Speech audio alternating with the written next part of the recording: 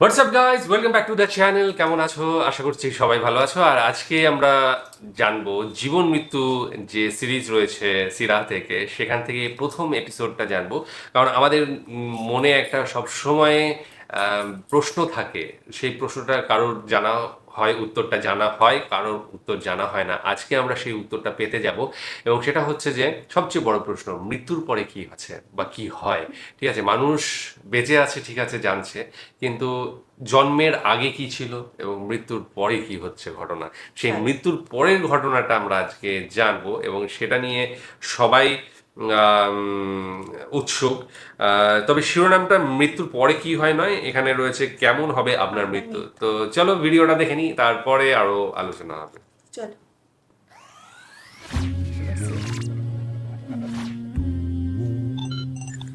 জীবনের যে বাস্তবতার ব্যাপারে বিশ্বাসী অবিশ্বাসী নির্বিশেষে প্রতিটি মানুষ নিশ্চিত, তা হচ্ছে মৃত্যু। আমরা জীবনযাত্রায় ব্যস্ত হয়ে পড়ি, দায়িত্ব পালনের জন্য ছুটে বেড়াই এখান থেকে ওখানে। দিন শেষে ক্লান্ত শরীর নিয়ে ঘরে ফিরে চোখ দুটো বন্ধ করে চলে যাই ঘুমের জগতে। আমরা কি চোখ দুটো খুলতে পারবো? যেই ভবিষ্যৎ নিয়ে আমাদের সব চিন্তা দুশ্চিন্তা, সেই ভবিষ্যৎ কি আমাদের কাছে ধরা দেবে? একদিন পরিবারের কোনো সদস্য বা কাছের কোনো মানুষ চোখ বন্ধ করে দিল, আর খুলতে পারল না। আপনি হতভম্ব হয়ে গেলেন, যেন বিশ্বাসই হচ্ছে না সে মানুষটা সত্যি সত্যি চিরতরে আপনার কাছ থেকে চলে গেছে। অন্তরটা যেন অবশ হয়ে গিয়েছে। মরদেহটাকে গোসল করানো হলো, দাফন করা হলো। যে মানুষটিকে নাম ধরে ডাকতেন, বাবা বলতেন, মা বলতেন, কত আদরের নাম ধরে ডাকতেন, সেই মানুষটাকে আজ সবাই লাশ বলে সম্বোধন করছে। লাশ কাঁধে নিয়ে আপনি হাঁটা দিলেন কবরস্থানের পানে। কবর খোঁড়া হয়ে গিয়েছে। লাশ কবরে নামানোর জন্য কজন মিলে কবরে নেমে পড়লেন। বুকটা ধড়ফড় করে ওঠে, চারিদিকে মাটি যেন চেপে ধরেছে। বাকিদের দেখে কিছুটা সাহস পেলেন, লাশ কবরে নামিয়ে নিলেন। এবার আপন সেই মানুষটিকে সেই অন্ধকার গর্তে রেখে আপনার উঠে আসার পালা। নিজ হাতে মাটি নিয়ে সেই মানুষটির উপর ফেললেন। সাদা কাফনে মাটি পড়তে থাকে, পড়তে থাকে। দেখতে দেখতে কবর ভরপুর হয়ে যায়। কারো কারো চোখে জল। আপনি সেখানে দাঁড়িয়ে আছেন, আপনার মুখ শুকিয়ে গেছে। সেই কবরের দিকে তাকিয়ে আপনি যেন নতুন করে উপলব্ধি করলেন, যে মানুষটা আপনাদের ছেড়ে চলে গিয়েছে, আপনি তারই পেছন পেছন ছুটে চলছেন। তিনি যেই জগতে প্রবেশ করেছেন, আপনি না চাইলেও আপনাকে সেই জগতেই শীঘ্রই প্রবেশ করতে হবে। কেমন হবে সেই দিনটি? মৃত্যুবরণ করার অভিজ্ঞতাটা আসলে কেমন? আল্লাহর অশেষ রহমত নিশ্চিত এই গন্তব্যের চিত্রটি তিনি তার রাসূল সাল্লাল্লাহু আলাইহি ওয়াসাল্লামের মাধ্যমে আমাদের জানিয়ে দিয়েছেন, যেন আমরা সেই দিনটির জন্য প্রস্তুতি নিতে পারি। বছর খানেক পার হয়ে গেল। আপনি শুয়ে আছেন হাসপাতালের বিছানায়। আপনার শ্বাস দুর্বল হয়ে আসছে। আপনার মনে পড়ছে ছোটবেলার নানা স্মৃতি, মনে পড়ছে অর্জনগুলো, মনে পড়ছে ভুলগুলো, আর অনেক বেশি আফসোস হচ্ছে যে সময়টুকু অপচয় করেছিলেন তার জন্য। যতটুকু সময় বাকি আছে তা অপচয় করা যাবে না। নিঃশব্দে ঠোঁট নেড়ে আপনি স্মরণ করলেন, লা ইলাহা ইল্লাল্লাহ মুহাম্মাদুর রাসূলুল্লাহ। অন্তরে আপনি জিকির করতে থাকলেন। চোখ দুটো ঘোলা হয়ে আসছে। সামনে দাঁড়িয়ে থাকা কাছের মানুষগুলো ছোটাছুটি করছে, কিন্তু আপনি তাদের স্পষ্ট দেখতে পাচ্ছেন না। বরং চোখের কোণে এক অদ্ভুত আলো ধীরে ধীরে পরিষ্কার হতে লাগলো। কি সুন্দর সেই আলো, মনোরম, চোখ জুড়িয়ে যাচ্ছে। এই আলো ওরা আগে জ্বেলে দিল না কেন? ধীরে ধীরে আপনার নাকে ভেসে আসলো এক নতুন ঘ্রাণ। এটা কি ফুলের ঘ্রাণ, নাকি কোনো সুগন্ধি? এক অদ্ভুত ভালো লাগা আপনার মধ্যে ছড়িয়ে পড়ছে, এবং আপনার সব শারীরিক কষ্ট দূর হয়ে যাচ্ছে। এরপর আপনাকে পুরোপুরি চমকে দিয়ে একদল মানুষ আপনার দিকে ভেসে আসে। কিন্তু কই, ওরা তো মানুষ না। তাদের মুখগুলো এত উজ্জ্বল যেন সূর্যকেও হার মানায়। আপনার মনে পড়ে গেল রাসূল সাল্লাল্লাহু আলাইহি ওয়াসাল্লামের সেই হাদিস, এবং আপনি বুঝতে পারলেন এরাই হচ্ছে সেই ফেরেশতাদের দল যারা আপনাকে আপনার নতুন জগতে স্বাগত জানাতে এসেছে। কিছুক্ষণের মধ্যেই যেন পুরো ঘরটা ফেরেশতার নূর দিয়ে ভরে গেল। আপনি যেদিকেই তাকাচ্ছেন শুধু অগণিত ফেরেশতা ছাড়া আর কিছুই দেখতে পাচ্ছেন না। এরপর একজন ফেরেশতা আপনার একদম কাছে এগিয়ে আসে। আপনি বুঝতে পারেন তিনিই হচ্ছেন মালাকুল মউত, মৃত্যুর ফেরেশতা। তিনি আপনার মাথার কাছে এসে অত্যন্ত শ্রদ্ধা ভরা কণ্ঠে বলেন, হে পবিত্র আত্মা, আল্লাহর ক্ষমার জগতে, আল্লাহর সন্তুষ্টির জগতে বেরিয়ে আসো। আপনি যেন এই আহ্বানের অপেক্ষাই করছিলেন জন্ম থেকে। আপনি এত দ্রুত, এত সহজে দেহ থেকে বেরিয়ে এলেন যেন এক পাত্র থেকে আরেকটি পাত্রে পানি ঢালা হলো। এবং ফেরেশতাদের উচ্ছ্বাস দেখে আপনার মনে পড়ে গেল আপনার সন্তান জন্ম হওয়ার সময়টির কথা। যখন শিশুটি জন্ম নিয়েছিল, প্রতিটি মানুষের চোখ মুখ ভরা ছিল উচ্ছ্বাস আর ভালোবাসা। সবাই তাকে কোলে নেওয়ার জন্য ব্যস্ত হয়ে গিয়েছিল। আজ আপনি যখন আপনার দেহ থেকে বেরিয়ে এলেন, সব ফেরেশতারা যেন ঠিক সেরকমই উচ্ছ্বাসিত। আপনাকে কোলে নেওয়ার জন্য তারা প্রতিযোগিতা করতে লাগলো। তারা আপনাকে এক স্বর্গীয় কাপড়ে আবরণ করে অপূর্ব সুন্দর সুগন্ধি লাগিয়ে দিয়ে আপনাকে নিয়ে চলল আসমানের পানে। আপনি যেন আলোর বেগে আকাশ পাড়ি দিতে লাগলেন। আপনাকে ঘিরে রয়েছে অগণিত ফেরেশতা। আকাশ দিয়ে ভ্রমণ করতে করতে আপনি বিভিন্ন ফেরেশতাদের দল পার হতে লাগলেন। প্রতিটি ফেরেশতাদের দল আপনার পরিচয় জানতে চাইল, আর আপনার আশেপাশে থাকা ফেরেশতারা আপনার নাম বলল, এবং সেই সাথে আপনাকে পৃথিবীতে যত ভালো ভালো নামে ডাকা হয়েছিল সেই নামে তারা বাকিদের কাছে আপনাকে পরিচয় করিয়ে দিতে লাগলো। আপনি এমন সব দৃশ্য, এমন সব সৃষ্টি দেখতে লাগলেন যে আল্লাহর প্রশংসা ছাড়া আর কোনো কথাই আপনার মুখে আসছিল না। এই জগৎ এত প্রকাণ্ড, এত বিচিত্র। পৃথিবীতে থাকতে যেটাকে আপনি আধুনিক প্রযুক্তি ভেবেছিলেন, সেই আধুনিক প্রযুক্তি তো এ জগতের অনুপরিমাণ বাস্তবতাও কখনো তুলে ধরতে পারেনি। ভাষা হারিয়ে নিস্তব্ধ হয়ে আপনি সব দেখতে লাগলেন, এবং অবশেষে আপনাকে নিয়ে ফেরেশতারা পৌঁছে যায় সপ্তম আসমানের দ্বার প্রান্তে। এরপর আপনার অন্তর যেন কেঁপে উঠল, কারণ আপনি সারা জীবন যেই সত্তার কাছে আপনার মনের সব আকাঙ্ক্ষাগুলো বলে এসেছিলেন, যে সত্তা তার অসীম রহমত এবং ভালোবাসার মাধ্যমে আপনার সাথে কথা বলেছিল, আজ সেই মহান রব্বুল আলামিনের কণ্ঠ আপনি সরাসরি শুনতে পেলেন। এবং তিনি আপনার প্রশংসা করে অসীম মমতা ভরা কণ্ঠে বললেন, আমার আব্দের বই ইল্লিয়িনে উঠিয়ে রাখো আর তাকে পৃথিবীতে ফিরিয়ে নাও। আমি তাকে মাটি থেকে সৃষ্টি করেছি এবং তাকে মাটিতেই ফিরিয়ে দিচ্ছি, এবং একদিন তাকে আবারও সেই মাটি থেকেই বের করে আনবো। আল্লাহর কণ্ঠ শুনে আপনার মতো পাপী বান্দার প্রতি তার যে দয়া এবং ভালোবাসা সুস্পষ্ট প্রকাশ পেল, তা শুনে আপনার পুরো সত্তা যেন অপার উল্লাসে আলোকিত হয়ে উঠল।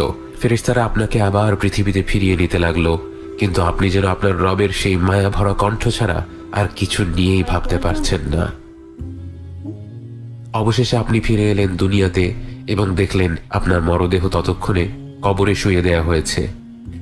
আপনাকেও সেই কবরেই ফিরিয়ে দেয়া হলো। আনন্দময় যাত্রা শেষে এবার কবরের জীবনের বাস্তবতা নিয়ে ভাবতে লাগলেন আপনি কতটা সৌভাগ্যবান, আপনার রব কতটা দয়াশীল, যার রহমত ছাড়া এমন আনন্দের অভিজ্ঞতা কখনোই সম্ভব হতো না। আপনার মনে পড়ে গেল আপনার হাবিব সাল্লাল্লাহু আলাইহি ওয়াসাল্লামের সেই হাদিসটি, এবং আপনার মনে পড়ে গেল আজ আপনি ঈমান নিয়ে মৃত্যুবরণ না করলে আপনার পরিণতি কেমন হতো। অবিশ্বাসী হয়ে মৃত্যুবরণ করলে আপনার কাছে মালাকুল মউত এবং তার সাথীরা আসতো ভয়ঙ্কর রূপে। তাদের দেখা মাত্র আপনি তাদের থেকে দূরে পালিয়ে যেতে চাইতেন, কিন্তু পালানোর কোনো সুযোগ তখন থাকতো না। মালাকুল মউত এগিয়ে আসতো আপনার কাছে এবং ঘৃণা ভরা কণ্ঠে বলতো, বের হয়ে আয় হে অশুভ আত্মা, এই অশুভ শরীর থেকে বের হয়ে আয়, তোর জন্য শাস্তি অপেক্ষা করছে।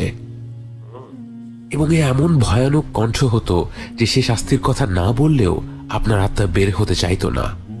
আপনার মৃতপ্রায় শরীরকে আঁকড়ে ধরে রাখত, এবং তখন মালাকুল মউত এমন ভাবে আপনার আত্মাটাকে টেনে হিচড়ে শরীর থেকে বের করত, যেমনটা ঘন কাঁটাযুক্ত ডালের ভেতর দিয়ে তুলো বের করে আনা হলে হয়।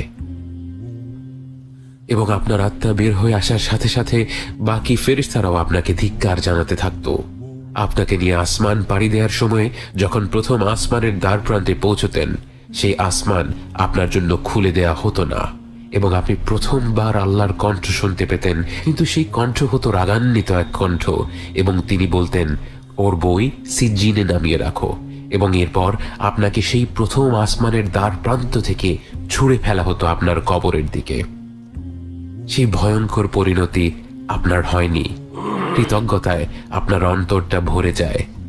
আপনি কবরের ভেতর থেকে শুনতে পান আপনার কাছের মানুষেরা মাটি দেয়া শেষ করে ধীরে ধীরে চলে যায়।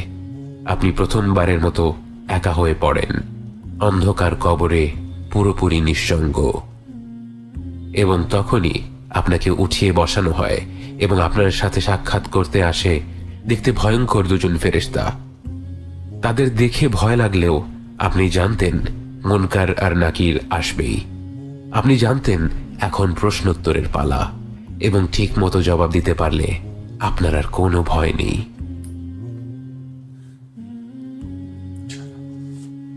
মৃত্যুর পরে কি হয় সেটা নিয়ে উৎসুক কে না, মানে সবাই এটা নিয়ে জানতে চাই। আর আজকে আমরা জাস্ট শুরু করলাম, যেটুকু জানলাম, কারণ এর পরবর্তী অংশও অনেক কিছু রয়েছে এবং সেটা চলবে বলেও আমরা দেখলাম।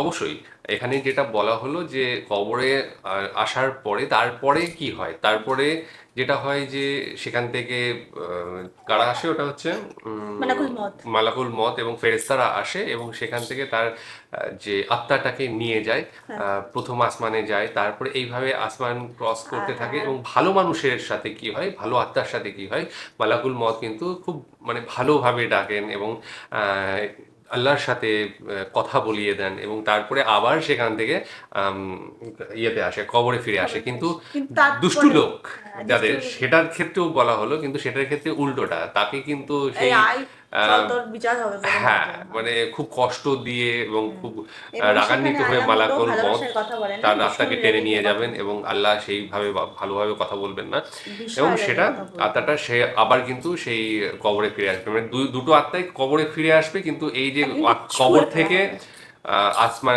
আল্লাহর সাথে কথা বলার যে মানে রাস্তাটা, সেইটা দুজনের ক্ষেত্রে দুরকম হবে। এই পর্যন্ত আজকে হয়ে আছে। পরবর্তী অংশে কিন্তু আমরা এর পরের ঘটনা জানতে পারবো, যেখানে কিনা আরও দুজন আসবেন। তারা কিন্তু নিকার এবং মুনির, হ্যাঁ ওই দুটো, এই নামটা আমিও আগে শুনেছিলাম কিন্তু মনে থাকে না। তো এই দুজন এসে কিন্তু প্রশ্ন উত্তর পর্ব করবে।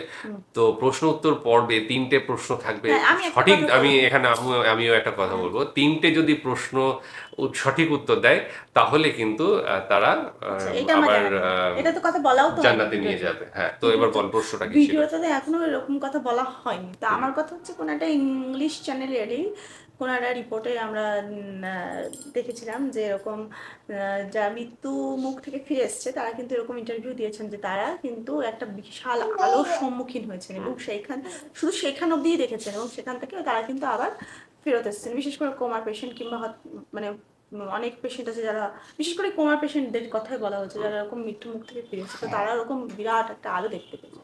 তো খানিকটা কি এরকম এই কিছু বিষয়েরই কি করা হয়েছে, কারণ এখানেও কিন্তু বিশাল আলোর কথা বলা হয়েছে, যেখানে হচ্ছে কি কোলে তুলে নেওয়া হবে, নতুন নিউবর্ন বেবিদের যেমন কোলে তোলা নেওয়া হয় এবং বিভিন্ন আত্মীয় স্বজনেরা কোলে নেওয়ার জন্য কাড়াকাড়ি করে, ঠিক তেমনি হচ্ছে আমাদের মৃত্যুর পরেও আমাদের সোলটা যদি পবিত্র হয়, কোনো পাপ না করে থাকে, তাহলেও নাকি ওরকম ভাবে ফেরেশতারা কাড়াকাড়ি করে নিয়ে, তো তখন নাকি বিশাল আলো হয়। তো সেরকম কিছু সায়েন্সও কি এটা ডিবেট করছে? এখন সায়েন্স এর পর্যন্ত পৌঁছায়নি, যেটুকু হয়েছে সবার অভিজ্ঞতা থেকেই হয়েছে এবং সেখানে সায়েন্স পৌঁছাতে পারেনি। সেটার কোনো মানে সায়েন্স থেকে কোনো স্ট্যাম্প নেই, ঠিক আছে? হ্যাঁ, অভিজ্ঞতায় যার যার অভিজ্ঞতা থেকে বলা হয়েছে মানে সায়েন্টিফিক্যালি এটা পরীক্ষা নিরীক্ষা করা হয়েছে। প্রত্যেকটা ধর্মেই কিন্তু এইভাবে বলা রয়েছে যে একটা আলো আসে, আলোর সঙ্গ, এবং তাদের যে সমস্ত আত্মীয় স্বজন আছে তাদের মুখ দেখতে পায় বা তারা দেখতে পায়, এই ব্যাপারটা আছে ঘটনাটা। তো এখানেও আমরা সেটাই দেখলাম। এখানে ওই যে মুনির এবং আরেকজন কি নাম আছে, নিকার নাকি যেন, হ্যাঁ, তো এরা যখন প্রশ্ন করবে তাহলে এখানে তার আগে যে দুটো আত্মা ছিল, একটা ভালো আর একটা অপবিত্র আত্মা, তাহলে এই যে সফরটা করলো এবং এই উত্তর দেওয়ার পরেই কি দুটোই তাহলে মানে যে যে খারাপ আত্মা ছিল সেও ভালো হয়ে গিয়ে জান্নাতে যাবে, এই ব্যাপারটা নিয়ে কনফিউশন আছে, পরবর্তী ভিডিওতে হ্যাঁ, সেটা জানতে পারবো। এবং যদি এই সম্বন্ধিত না হয় পরের ভিডিওটা, মানে এই যে সফর করে আসলো দুজন দুরকম ভাবে এবং তারপরে এই প্রশ্নের পরেই দুজন মানে সঠিক যদি উত্তর দিতে পারে তাহলে অপবিত্র আত্মাও কি জান্নাতে যাবে, সেই জিনিসটা কিন্তু তোমরা ক্লিয়ার করে দিও যদি এর পরবর্তী ভিডিওতে না থাকে তার উত্তরটা।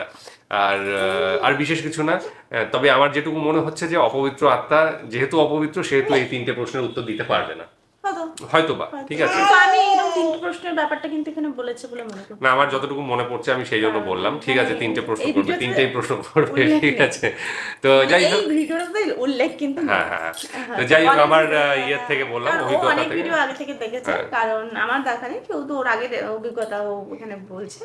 তো চলো তাহলে পরের দিনের ভিডিওতে হয়তো ক্লিয়ার হয়ে যাবে যে এই 3টে প্রশ্ন আসবে কি আসবে না। ঠিক আছে, চলো আজকের মতো এখানে শেষ করছি, আগামী দিন আবার আসছি অন্য কিছু নিয়ে, ততক্ষণে জানাচ্ছি।